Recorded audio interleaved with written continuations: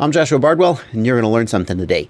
Today we're looking at the Catalyst Machineworks Norris Superlight. This is a 230-gram ready-to-fly racing quad, or you can get the frame and build it yourself if you think you can do better. Stay tuned.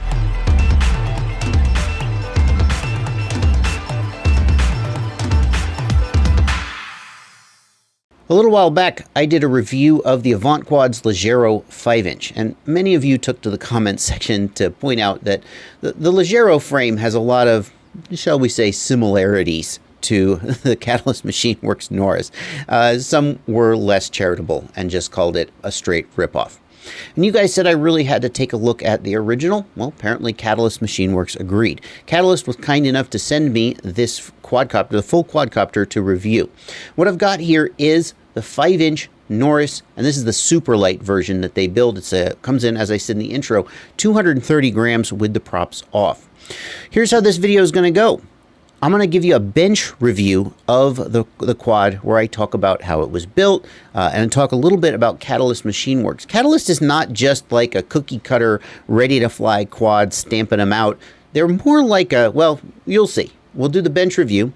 Then I'm going to give you some flight video and talk about how it flies. And then I'll close up with some final thoughts that only have come to me after I've lived with the quad for a few weeks and had some real time to put it through its paces. The first thing I noticed when I got the Norris out of the box was just how much care and attention to detail Catalyst Machineworks has clearly put into the build itself. We'll talk about the design of the frame in a second, but for example, obviously they've taken the time to put colored enamel on the edge of the frame.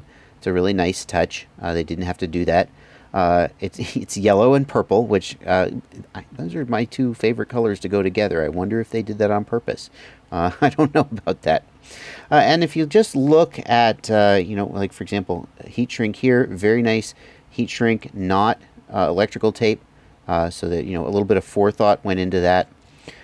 Just a very nice. Oh, here, dual lock fastener here instead of Velcro. It's a very nice touch. I have a video about dual lock and why it's better than Velcro. Very nice touch. Just a really clean, the little nth of an extra degree that puts a build over the top and really shows that the people who built it are putting a lot of thought into it. I think you can tell a lot about a frame builder by looking closely at the flight control stack. If it looks really neat and tidy, it shows. That doesn't happen by accident. I've built enough quads to know that if you don't think ahead, then it's still gonna work just fine, but it's gonna kind of look a little slapped together. And you can see here all the wires are nicely run. They're all cut to length. Everything is, it doesn't look like it's the first time they built one of these, and it looks like they've really planned it out well. I like the fact that the Unify is up on the top plate. It is a little bit frustrating to have the Unify on the top plate when you have to take the top plate off, because it does mean you have a cable going that you have to disconnect. But I've taken this top plate off, and there's enough slack in the cable and also in the receiver antennas that you can move the top plate out of the way, for example, when I went to bind the receiver. So it's got enough breathing room. Frankly, it could be a little bit smaller, but that's not a complaint. It just shows that they've thought about how to put this together, and they haven't just stuffed it all in there any which way. The Norris comes with a RunCam Micro, and this is a choice that's been made to presumably to save weight compared to a full-size camera like a Swift. It's got custom 3D printed parts that hold the Micro in place. And I think that's a fine choice. I've tested the RunCam Micro and found I think its image quality is not quite on par with the Swift, and I think that's probably because of the lens. I mean, it has to be. I've been told that the Micro has the same image sensor as the larger cameras. So if there was a slight degradation in image quality, then it's probably because of the lens. But ultimately, I think the Micro, the image quality is absolutely fine, and it's only if you're really looking side by side that I notice much difference between the Micro and the larger ones. One of the complaints that one of the concerns that I have about the Micro has always been that the bare circuit board there really makes me wonder how it's going to hold up to crashes. Those of you from the old days who use the PZO42 cameras with the bare circuit board are like, yeah, what are you talking about? That'll be fine. But it bugs me a little bit, and I like, from that perspective, how they have tucked the Micro back behind, well, it was almost entirely behind the front standoffs, but it's certainly completely behind these two, so it is really well protected. And that may be an advantage of the Micro that I haven't thought of before. It's a lot easier on the Micro to get it protected. The problem that people run into is that in order to push the camera back far enough that it's protected by the front of the frame, you have to make the frame longer so it's not bumping up against the flight control stack. And if you want one of these tight racing frames, the nimble handling and so forth, you don't want to make it longer. So that's an advantage for the Micro that I hadn't even really thought of, and maybe we'll see more frames being specifically designed for it to take advantage of that quality. But if nothing else, it's lighter. The motors on the quad I was sent are BrotherHobby Returner R2 motors, the 2600 kV variant. We'll see how they fly, but BrotherHobby makes great motors, and we all know that. The quad is also available with the Red Hulk motors, and they are 2306s, I believe, and they're bigger and more powerful and so forth. But I'm going to be flying the Returner R2 motors. Taking a close look at the frame, it's no surprise Catalyst Machineworks has done a heck of a job on the design of the frame. They're certainly known for it. One of the things that stands out to me is, you see these little slits right here? If these slits are there, presumably so you could do something like mount a Unify. Now they've mounted the Unify with servo tape here. That's this black gooey tape here, and that'll hold till the cows come home. So that's perfectly secure. But another way to do it might be to just use zip ties. Now I personally don't like doing zip ties on the top plate because I don't like them crossing the top plate there, and if I want to put a battery, well, on this quad I wouldn't put a battery on the top, of course, but on another quad, if I had a top-mounted battery or I wanted to put a GoPro mount there or something, the zip tie could get in the way. So I really prefer to keep the top plate clean. But these slits here are for the zip ties, and if they were longer, then you would have a long unsupported section that might break. I really like, and it's a very nice thought, that they've put this just a little slit here, enough for the zip tie to go through, but no more, so that you don't get a long unsupported section that can crack. One thing that makes Catalyst Machineworks stand out from some of its competition is that they're not just churning out cookie cutter builds. They're more of like a bespoke custom shop, where when you order one of these, they'll talk to you and figure out, I don't know, what color do you want here, exactly what gear you want on it, and then they'll build it custom to your specifications. So for example, one of the options that they included on mine is these little cross plates here, but that's something that you might or might not choose to have on your build when you order one. The purpose of the crossplate is twofold. Number one, it helps keep the quad from taking a direct shot on the front, and the idea is that if you are, say you're racing and you hit an air gate, it makes it more likely that you're going to bounce off as opposed to sort of getting tucked in here and getting bound up. Of course, it also protects the camera at least a little bit, depending on how much up tilt you've got. If at a certain point you've got so much up tilt, it doesn't protect the camera anymore, but that just depends on how hardcore you are. And the other advantage is that it stiffens the whole frame. So as you take a hit, as the quad is cartwheeling or tumbling, it's going to sort of brace and pass some of that stress between the arms and just stiffen the whole thing up. Of course, it adds weight, and if you don't like them, you can easily take them off. Catalyst Machineworks includes a bunch of 3D printed parts that really... I have a mixed feelings about 3D printed parts. For one thing, they're heavy compared to like carbon. And a lot of times it seems like people go sort of mad with power. I can design anything! And they stick a whole bunch of 3D printed parts in their quad. It's 50 grams heavier than it needs to be. And what do they really accomplish other than having a lot of fun? Which, that's certainly worth something. Catalyst has used 3D printed parts in a very sparing and I think intelligent way. So we already saw the 3D printed mount for the RunCam Micro, and if you had a full-size camera, of course, then you wouldn't need that mount. But the Micro is, I think it's 10 grams, 13 grams lighter than the full-size one, so all kinds of advantages there. The other place you see here is in the antenna mount, and we've got a really slick little antenna mount, both for the receiver antennas in these tubes and for this little VTX antenna. This is a little linear whip antenna. It's not going to give you the best range possible, but it'll get the job done, especially if you're racing at relatively close range. And of course, with the TBS Unify, if you really need to, if you're not racing, you can certainly crank the output power up to whatever 800 milliwatts if that's what you want to do. They are selling this, I believe it's out now. There's a version of the Axie antenna from a Luminaire, and it comes with a UFL pigtail direct attached. So I believe that they're now selling this with the Axie. I know that antenna is out. You could certainly buy it aftermarket if Catalyst isn't including it. I am not actually a big fan of these tubes. These tubes are really sexy. That's something you never thought you'd hear me say. They seem like such a good idea, but in my experience, any top-mounted antenna, receiver antenna, gets destroyed sooner rather than later. And my preferred way of mounting, you've seen this on a couple of the other builds I've done, is to put the antennas down here on zip ties facing straight out. I'll do a separate video on that if you want, but I've just described it, and you can probably figure it out at this point if you have a little bit of initiative. The one advantage of having the antennas mounted on the bottom plate is that when you remove the top plate for maintenance, you don't have that wire. You can see the wire here on the back. It's zip tied to the back standoff, which again is a very nice little thoughtful touch. This is absolutely what I would do if I was building this, just to keep the wires neat and keep them from accidentally getting in the way of the props. Fantastic. But it does mean that if you want to take the top plate off, there's just a little bit, you're a little bit likely to pull them. You have to be just a little bit more careful.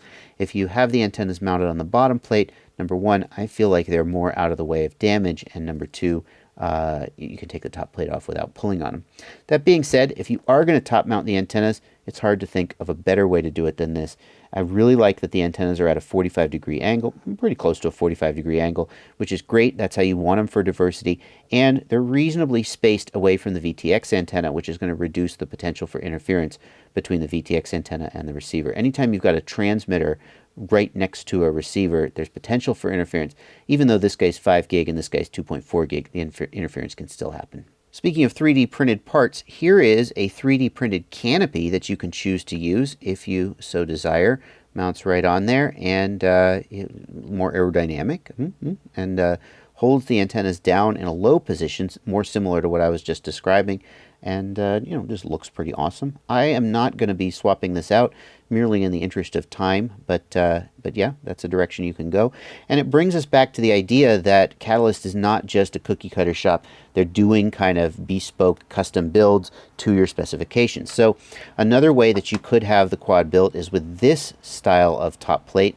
They've got these 3D printed antenna brackets here, again mounting them out the back, more similar to what I was talking about, and with a really cool little bracket here for the VTX antenna. If you wanted to go with a bigger one like this, you can, let me see if I have the best angle to show you how it, there we go. So it's got a little tray here that the pigtail goes through, and this would of course go to the Unify.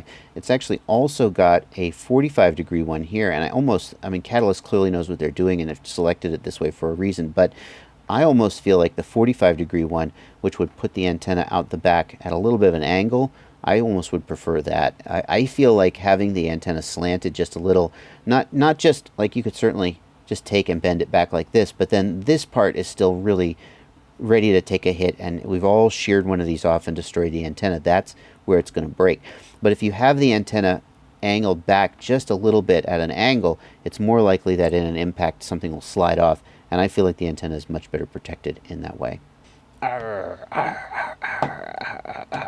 No. And now we come to the comparison between the Avant Quad's Leggero S5 and the Norris Machineworks, or the Catalyst Machineworks Norris. And of course it was my review of the Leggero that brought the Catalyst fans out of the woodwork, saying that this was a clone and a ripoff of this guy. And you know, there are some topics I'm passionate about, like open source and open source licensing. You'll hear me talk passionately about that.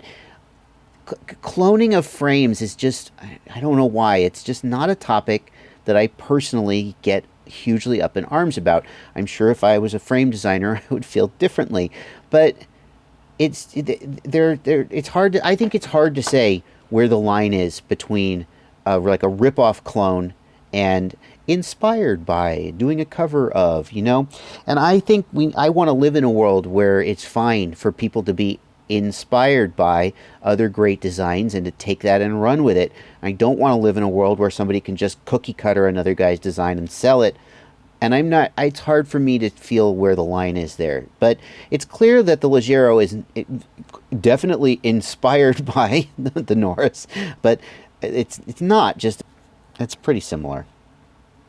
Moving on. If we compare the carbon on the Leggero to the carbon on the Norris, well, I certainly couldn't tell you which was higher quality carbon because I don't know the sort of microscopic internals of how the carbon was laid and so forth. So we'll just set that aside and call it a wash. The Leggero does have nicely beveled edges, which the Norris does not. That is certainly an aesthetic touch.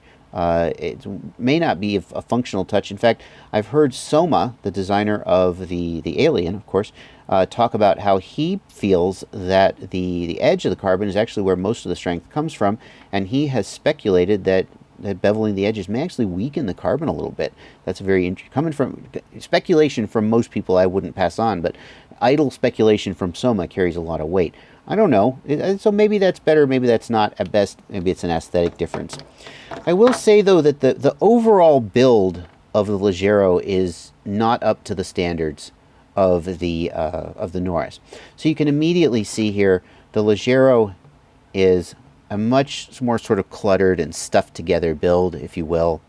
The Norris is incredibly clean, the wiring is very clean, and the Leggero has also definitely been built to a price. So for example, you can see here there is an external 5-volt regulator here. Why is there a 5-volt regulator here? I'm not even sure what it's do. Is it for the video transmitter? Why is that not included in the ESC, for example? And the answer, I think, is that the Leggero is targeting a lower price point. So for example, the flight controller here is the Airbot F4, which does not have an OSD. The OSD in this one is in the Swift 2, but it's not a full Betaflight OSD. Whereas on the Norris, I've got an Omnibus. They also sell a race flight version. You get a completely, I think they put the Omnibus on here for me because they know I love Betaflight and they know I love Black Box. Again, it's a custom build shop. It's not a cookie cutter shop. They build the quad to the pilot. And the video transmitter here is the DYS MI200, which is a budget video transmitter and not a Unify, right? So it's clearly targeting a lower price point. And now let's talk about how it flies. This is some footage of me racing a course we set up one weekend. I put about 15 or 20 packs through it. These are the last couple packs I flew. These were my fastest laps. I feel pretty good about them for my own personal best, but obviously this is not world-class racing, but you get what you get. One of the things I noticed about the quad is that the lightweight means that the motors are, you might think with the Returner R2 motors, those are not the newest, flashiest, biggest 2306 Red Hulk massive motors. But if you look in the lower left, where I've got a throttle indicator on the OSD, about 30% right now, you'll see it never goes above like 40%, even in the straights. This quad is so light that even these smallish motors are more than powerful enough to make it do whatever it needs to do. And this is an interesting philosophy and design approach that we've got these massive, massive motors that are adding weight and power, and it's building a quad that flies a certain way. If you can get the weight of the quad down into the 250 gram range, you don't need big, massive motors to do that. The quad flies really good, and in fact, this is Betaflight 3.2 default PIDs. This is not even tuned, and that's some credit to Betaflight, but it's also some credit to the quad for just, you have a good foundation of hardware and well-designed quad. It's going to fly good on even default PIDs. I'm going to do a tuning series where we're going to see if we can get a little bit better tune out of this quad, but it just flies great. What more can I say about that? As far as durability goes, I smacked the heck out of it about 1 million times and nothing broke. So yeah, again, what more could you really ask? The other thing I gotta mention is this quad is incredibly efficient on 1300, 1500 milliamp hour batteries, which frankly are a little bit heavy for a quad this light, but hey, you fly what you got. I was getting, I'm not exaggerating, 6-7 minutes of flight time. I was getting, 10, 12 laps before I was done. There was barely any battery sag, and I think that's because it's a very light quad, and these are not ultra hungry motors. And there you go. So that's something you just don't expect to see from a race quad. You expect massive motors sucking the battery dry. It was a pleasure to fly this all day and barely go through the packs. I always start my review of a new quad with a bench review, because I want to show you guys the quad in its new pristine state before. I don't even fly the quad usually before I do a bench review, because if I put it up in the air, God forbid, crash it or lose it, well, then where are we going to be? But as I fly the quad, I've got about 30 or 40 packs total through it now, and I can get a more well-rounded opinion. You find things that you didn't anticipate from the bench. One of those is positive. As I said, the efficiency of the quad is surprisingly good with these particular motors on it anyway. You can fly for a really long time. There are a few things, though, that came out that are worthy of criticism, and I got to tell you about them. To start with, let's just mention the price in case you didn't go look it up. This is a $500 quad. And I think that's a fair price for a ready-to-fly quad or technically it's plug and fly, right? It comes with a receiver, you bind and fly. Anyway, that's a fair price for a quad of this quality. This is absolutely just a top-end racing quad. You could build it cheaper. Obviously, the parts don't add up to $500, but the skill and labor of the person who's building it definitely factors in. And it's absolutely a very, very well-built quad. If you look at some of the other ready-to-fly or plug-and-fly quads that you've seen, such as the one from Indestructible Quads, that's just a person building these quads for you, or, of course, the Avant Quads Leggero. This is absolutely on the next level, so it's worth the premium price. It's fair for them to ask that. But there's a downside of Catalyst's approach. And I said before, they're not a cookie cutter stamping out the same quad 500 times. They build it to suit. And the downside of that is that they may not be as familiar with some of the equipment as they would be if they always built the exact same quad every single time. So, for example, you may have noticed in my DVR footage that the OSD was dropping out when I raised the throttle. And the reason for that is that the way they wired up the ground wires for the camera and the VTX is not the usual way that you would do it on an Omnibus. And if you built Omnibuses all day long, you would absolutely know how to do that. But that's just a little thing that got overlooked. And I think it's probably, and this is speculation on my part, because they don't build 50 or 100 of these every month, the exact same one. So that's a downside. And frankly, when you're paying $500, you're like, well, should it have been delivered with that defect in place? Well, And that brings us then to the question of who is the Norris for? And I'll tell you this, the Norris is not for a beginner. And the main reason for that is that it's so light that throttle management is pretty difficult, or would be difficult if you weren't already an experienced pilot. You saw I seldom got over 50% throttle. So right there, you've got half the throttle resolution only because you're only using half the throttle channel to begin with. And that was at like 50% or 50 degrees up tilt. Right? With less up tilt, you'd use even less of the throttle. For a beginner who didn't know throttle management, just hovering this thing is going to be really hard. So if you're a beginner and you want to buy a really nice quad for $500, look at something like the QQ190, which is also $500. That money has gone into building a quad that doesn't require you to have any skills to maintain it. That's why the QQ190 is the same price as the Norris, even though the QQ190 is not as high performance a quad as the Norris. Okay, so the Norris is not for a beginner. The Norris is for somebody who is already a reasonably skilled pilot who wants just an absolute top-notch build that somebody else builds for you. I've often said that ready-to-flies are good for beginners because they show a beginner what a high-end quad can be like and give you an example to strive for and emulate.